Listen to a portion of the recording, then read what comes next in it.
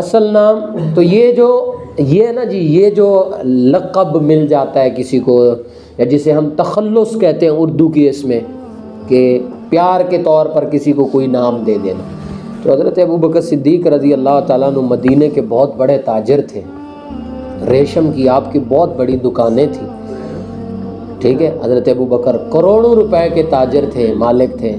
لیکن جب حضور نبی کریم صلی اللہ علیہ وسلم کی شان، حضور کی عزت پر آپ نے اپنا سب کچھ قربان کیا حضرت ابوبکر نے، تو پھر تبوک کے موقع پہ حضرت ابوبکر صدیق رضی اللہ تعالیٰ عنہ اپنا سب کچھ لے کر کے آ گئے.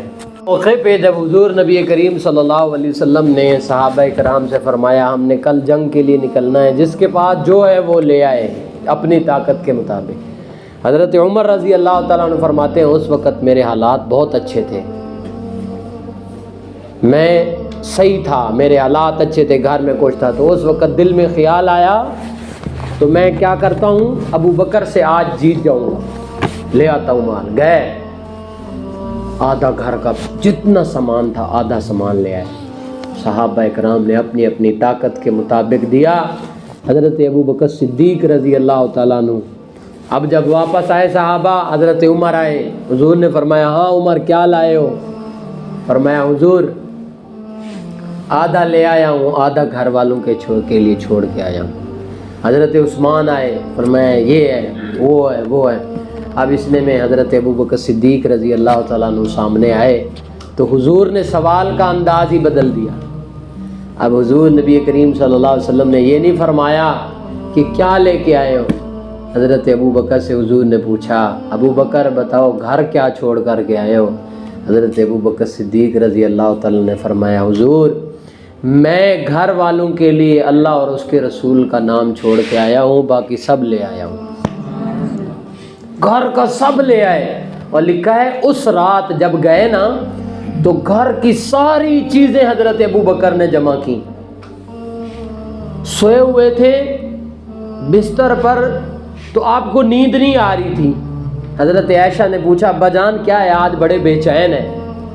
تو فرماتے ہیں بیٹی عائشہ میں نے دیوار میں نا ایک سوئی لگا دی تھی، اب وہ مجھے نہیں مل رہی. میں یہ کہتا ہوں کہ کہیں ایسا نہ ہو میں گھر سامان لے جاؤں اور یہ پیچھے سوئی رہ جائے اور ابو بکر اس سوئی کو رسول اللہ کے قدموں پر قربان نہ کر سکے. اپنے جسم پر، آپ کے اپنے جسم مبارک پر کیا تھا؟ ریشم کا بہت اچھا کرتا آپ نے پہنا ہوا تھا، وہ بھی اتار کے رکھ دیا کہ یہ بھی حضور کو دیں گے، کسی کے کام آ جائے گا.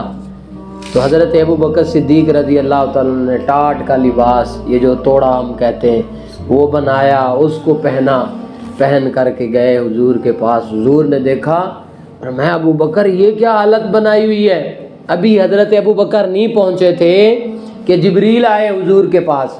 حضرت جبریل امین، نورانیوں کے، نوری فرشتوں کے سردار حضرت جبریل امین نے ٹاٹ کا لباس پہن رکھا تھا.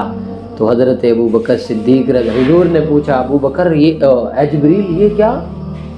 فرمایا حضور آج میں نہیں، کائنات میں آسمان میں جتنے بھی فرشتے ہیں سب نے ایسا لباس پہنا ہے کیونکہ ابو بکر نے ایسا لباس پہنا اور اللہ نے ابو بکر کے لیے سلام بھیجے.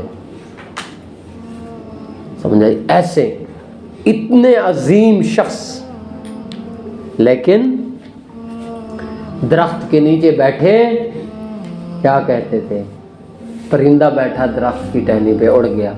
تو حضرت ابوبکر نے فرمایا تو کتنا خوش نصیب ہے، جہاں دل چاہتا ہے بیٹھ جاتا ہے، جہاں دل چاہتا ہے اڑتا ہے، کل قیامت کی صبح تجھ سے کوئی سوال نہیں ہوگا.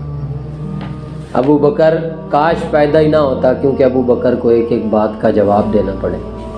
کاش ابو بکر کسی جانور کے جسم کا بال ہوتا. ایسی باتیں کیا کرتے تھے حضرت ابوبکر صدیق رضی اللہ عنہ.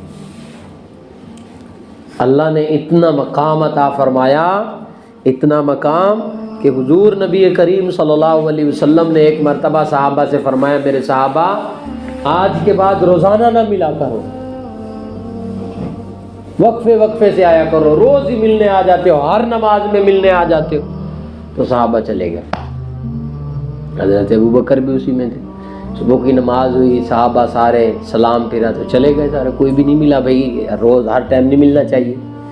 حضور نے دیکھا کوئی بھی نہیں. ظہر کی نماز کا وقت ہوا, ساروں نے سلام پھرا تو سب چلے گئے. حضور اب پریشان. عصر کا وقت ہوا, پھر سارے صحابہ چلے گئے. حضور نے حضرت انس سے فرمایا, انس ادھر آؤ, ابو بکر کہاں ہیں؟ فرمایا حضور آپ نے خود فرمایا روز روز نہیں ملتے. فرمایا جاؤ ابو بکر کو بلا کے لاؤ. حضرت ابو بکر کو فوراً بلایا کہ حضور بلا رہے. حضرت ابو بکر دوڑے ہوئے آئے. حضور کے پاس جب آئے تو حضور نبی کریم صلی اللہ علیہ وسلم نے فرمایا ابو بکر صبح میں بھی نہیں ملے, ظہر میں بھی, عصر میں بھی, کیا بات ہے؟ حضرت ابو بکر نے فرمایا حضور ماں باپ قربان جائیں, آپ نے خود ہی تو فرمایا ہے کہ نہیں ملنا, ہر وقت نہیں ملنا. حضور کی آنکھوں سے آنسو آ گئے. فرمایا ابو بکر یہ دوسروں کے لیے تھا, تمہیں محمد نہ دیکھے تو محمد کا دل نہیں لگتا. ایسا اللہ نے پھر مقام عطا فرمایا تھا, اپنا سب کچھ حضور کے نام پر قربان. حضرت ابو بکر کو مار پڑی, مکے والوں نے مارا مارا مارا, بے ہوش ہو گئے. سارے آپ کے قوم والے اکٹھے ہو گئے کہ ہم ان لوگوں سے, یہودیوں سے, مشرکین سے بدلہ لیں گے اگر ان کو کچھ ہو گیا تو. رشتہ داروں نے کہا ان کی والدہ کو ابھی جب جاگے ٹھیک ہو تو اس کو کچھ کھلانا پلانا. فرمایا ٹھیک ہے. اب حضرت ابو بکر نے آنکھ کھولی, ماں خوش ہو گئی. فرمایا بیٹا کچھ کھانا ہے؟ آنکھ کھولتے ہی فرمایا بتاؤ حضور کیسے ہیں؟ اور وہ جو قافلہ اپنی قوم والے بیٹھے تھے ان نے کر لو, جس کی وجہ سے مار پڑی, اٹھتے ہی اسی کا نام لے رہے ہیں, وہ ناراض ہو کے چلے گئے. ماں نے کہا بیٹا کچھ کھا لو. فرمایا نہیں, اس وقت تک نہیں کھاؤں گا جب تک رسول اللہ کو نہیں دیکھوں گا. ماں نے ضد کی, انہوں نے ضد کی. ماں نے آخر خادمہ کو, غلام کو, لونڈی کو بھیجا, جاؤ پتہ کر کے حضور کہاں ہیں. تو وہ جا کے دیکھ کر کے آئی کہ حضرت ابو ایوب انصاری کے گھر میں ہیں. حضرت ابو بکر ماں اور اس خادمہ کے کندھوں سے کندھا لگا کر کے ان کو گھسیٹ کر کے وہاں لے کے گئے. حضور کو دیکھا پھر کھانا کھایا کہ اب حضور کو دیکھ لیا اب سارے غم ختم ہو. اتنی محبت کرتے تھے حضور نبی کریم صلی اللہ علیہ وسلم سے. تو حضرت ابو بکر صدیق رضی اللہ تعالیٰ عنہ کے بارے میں آتا ہے. آخری بات, حضرت طفیل بن عمر دوسی, یہ حضور کے سب سے بڑے صحابی ہیں, انہوں نے سب سے زیادہ عمر پائی ہے. حضرت طفیل بن عمر دوسی رحمت رضی اللہ تعالیٰ, سب کے آخر میں جا کر کے ان کا انتقال ہوا.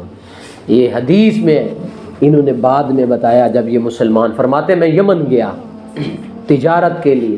وہاں جب میں پہنچا تو یمن کے لوگوں نے میرے سے پوچھا کہ ایک آدمی ہے جس نے وہاں مکے میں دعویٰ کیا ہوا ہے کہ میں نبی ہوں. انہوں نے کہا ہاں ہے. اچھا وہ کہتا ہے کہ خدا ایک ہے باقی سب غلط ہیں. انہوں نے کہا ہاں اس نے یہ بھی دعویٰ کیا ہوا اور اس نے یہ بھی کہا ہوا ہے کہ میں اللہ کا نبی ہوں. فرمایا ہاں. تو انہوں نے کہا چل ادھر آ, ہم تجھے دکھاتے ہیں کہ ایک تصویر ہے ہمارے پاس.